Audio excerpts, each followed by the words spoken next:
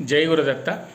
నిన్న నందిశర్మ ఇల్లు అది అక్కడున్న శ్రీగురు హస్తముద్ర శక్తియుక్త పాదుకలు చూపించిన తర్వాత అనేక మంది ఒక ప్రశ్న అడిగారు. అది ఏమిటండి అంటే, పుష్పం చూపించలేదు శ్రీపాద్ గారు అన్నారు.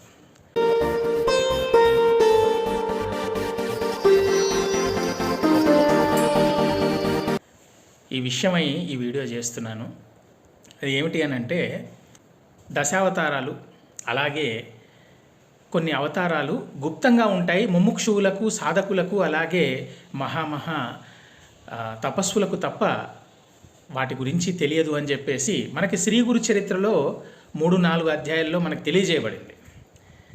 అలా మనకి తెలియకుండా గుప్తంగా ఎన్నో అవతారాలు ఉంటాయి. కానీ మనకు తెలిసిన దశావతారాల గురించి కనుక ఒక్కసారి చూసుకున్నట్లయితే, పరశురామావతారం, శ్రీరామావతారం, సంపూర్ణ విష్ణు స్వరూప అవతారం అయినటువంటి శ్రీకృష్ణ అవతారం. ముఖ్యంగా ఒకసారి మనం శ్రీకృష్ణ అవతారము అలాగే రామావతారము వీటి గురించి ప్రస్తావిద్దాం. ఎందుకు అనంటే, రామావతారంలో ఆదిత్య హృదయం పఠించి కొన్ని అస్త్రశస్త్రాలను రాముల వారు లంక మీద దండెత్తి వెళ్ళి రావణ సంహారం చేసే సమయంలో వాడినటువంటి అస్త్రశస్త్రాల గురించి. అక్షయ తూణీరాళ్ళు అంటే తీసిన కొద్దీ బాణాలు వస్తూనే ఉంటాయి అన్నమాట. అలాగే కృష్ణావతారంలో సంపూర్ణ విష్ణు స్వరూపం కదా, శంఖము, చక్రము, గద, శార్ఘము, ఖడ్గము అన్నిటితో సంపూర్ణ అవతారం అది మనకి. అలాగే కాండవ దహనం సమయంలో అగ్నిదేవుడి ద్వారా అర్జునుడికి కూడా గాంధీవము, అక్షయ తూణీరము కూడా లభించాయి. శ్రీకృష్ణుల వారు అవతారం చాలించిన తర్వాత ఈ అక్షయ తూణీరము, ఆ గాంధీవము ఇవన్నీ ఏమైపోయినాయి?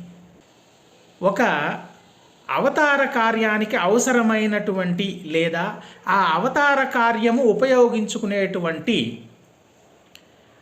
కొన్ని వస్తువులనండి, అస్త్రాలనండి, శస్త్రాలనండి, మీరు ఏదైనా పేరు చెప్పవచ్చు. అవి ఆ అవతార కార్యం పరిసమాప్తి కాగానే అవి ఈ భూమి మీద నుండి తిరిగి అమరలోకాలకు చేరుకుంటాయి. అవి భూమి మీద ఉండవు. మీరు అడగవచ్చు, ఎందుకండి ఉండొచ్చు కదా, ఇప్పుడు రామబాణం అనేది లోకాలను కాపాడుతూ తిరుగుతూ ఉంటుందంటారు కదా. కానీ అది అదృశ్య రూపంలో ఉంటుంది, ఎవరికి కనపడదు. అలాగే లంకలో ఉన్నటువంటి పుష్పక విమానం కూడా అదృశ్య రూపంలో ఉంటుంది, ఎవరికి కనపడదు. గాంధీవము, అక్షయ తూణీరము, శంఖము, చక్రము ఇవన్నీ కూడా దేవలోకాలకు చేరిపోయినాయి. కారణం ఏంటి అని అంటే, అవి అన్యుల చేతికి చిక్కరాదు. ఎందుకు అని అంటే, దేనికైనా అర్హత అనేది ఉండాలి. ఆ అర్హత ఉన్నప్పుడు వారికి వద్దన్నా చిక్కుతాయి. అవి అర్హత లేనప్పుడు అటువంటి వారి చేతిలో కొన్ని పడకూడదు. అందుకే అవి అదృశ్యమైపోతూ ఉంటాయి, గుప్తమైపోతూ ఉంటాయి. దీనికి ఉదాహరణగా ఇంకొక వీడియో చేస్తాను నేను. అది సరస్వతీ నది మీద అమ్మవారు ఒక విధంగా నన్ను బద్రీనాథ్ క్షేత్రంలో సరస్వతీ మాత కరుణించారనే చెప్పాలి. ఎందుకంటే నాకు ఎన్నో ఏళ్లుగా ఒక సంశయం ఉండేది. సరస్వతీ మాత సమక్షంలో అది నివృత్తి అయింది. అది మీకు తెలియజేస్తాను తర్వాత ఏ విధంగా, ఎందుకు అనేది. అది ఉత్తమమైన మనకి ఉదాహరణ దీనన్నిటికీ. అలా స్వామివారు కదలీవనం వెళ్ళినప్పుడు ఏవైతే 4 పుష్పాలు సిద్ధుడికి, నందిశర్మకు, నరహరి కవికి, సాయం దేవుడికి స్వామివారి ప్రసాదం కింద అందినాయో, అవి కొంతకాలం తర్వాత భూమి మీద, మరముఖ్యంగా మన వేదభూమి అయినటువంటి భారతదేశంలో ముష్కరులు వారి తీవ్ర చర్యలు, వీటినే రాక్షస చర్యలు అంటాం మనం. ఆ రాక్షస చర్యలు అవి ప్రకోపించినప్పుడు అవి వాటంతటికి అవే గుప్తమైపోతాయి. అవి అలా గుప్తమైపోయినవి ఆ వంశస్థుల దగ్గర ఉంటాయి. వారు కూడా వాటిని బయట పెట్టరు. లేకపోతే మీరు ఒక్కసారి ఆలోచించండి, సాయం దేవుడి 5వ తరం వాడైనటువంటి సాకరే, ఆయన్నే నామధారక శర్మ అంటాం కదా, ఆయన గురు చరిత్రను ఒక ఎర్రని వస్త్రంలో చుట్టి దాని మీద ఆ పుష్పాన్ని రక్షణకు ఉంచి దాన్ని ఒక పెట్టెలో భద్రపరిచి దాన్ని భూగృహంలో నిక్షిప్తం చేసి వెళ్ళిపోయే పరిస్థితి.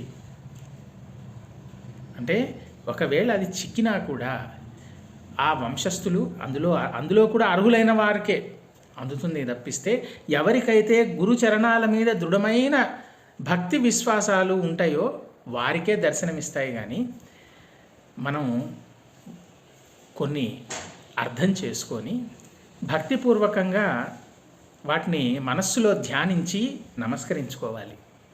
చూడాలన్న తాపత్రయం ఉంటుంది, కానీ ఒకసారి ఆలోచించండి, ఆనాడు గనక నామధారక శర్మ దాన్ని భూగృహంలో గుప్తం చేసి ఉండకపోతే ఈ ముష్కరుల చేతిలో పడుంటే ఏమై ఉండేది? అపవిత్రం అయ్యేది కదా, అది అంత మహాప్రసాదం కదా. కాబట్టి అది ఎక్కడికి చేరాలో అక్కడికి చేరుతాయి అవి. కాబట్టి నా మనవి ఒకటే దత్తభక్తులందరితోటి, మనం ఆ స్థానానికి వెళ్ళాం, అక్కడ స్వామివారి శక్తియుక్త హస్తముద్ర పాదుకలు ఉన్నట్టుగా ఇంతకాలం మనకి తెలియదు. ఇవాళ తెలిసింది, దర్శనమైంది, వాటి అభిషేకాన్ని చూసే భాగ్యం కూడా మళ్ళీ కలిగింది. ఆ వీడియో కూడా అప్లోడ్ చేస్తాను త్వరలో. కాబట్టి అక్కడ ఆ పుష్పం నిక్షిప్తమై నిగూఢంగా ఉంది అని చెప్పి మనం మనసులో స్మరించుకొని స్వామివారి పాదుకలను ధ్యానించుకొని ఆ శ్రీగురుడి యందు దృఢమైన భక్తి విశ్వాసాలు నిలుపుకొని గురుస్మరణ గురుచరిత్ర పారాయణలు చేస్తూ ఆ దత్తాత్రేయుల వారి అనుగ్రహానికి పాత్రులం కావాలని చెప్పేసి నేను అందరికీ మనవి చేసుకుంటున్నాను. అవధూత చింతన శ్రీ గురుదేవ దత్త.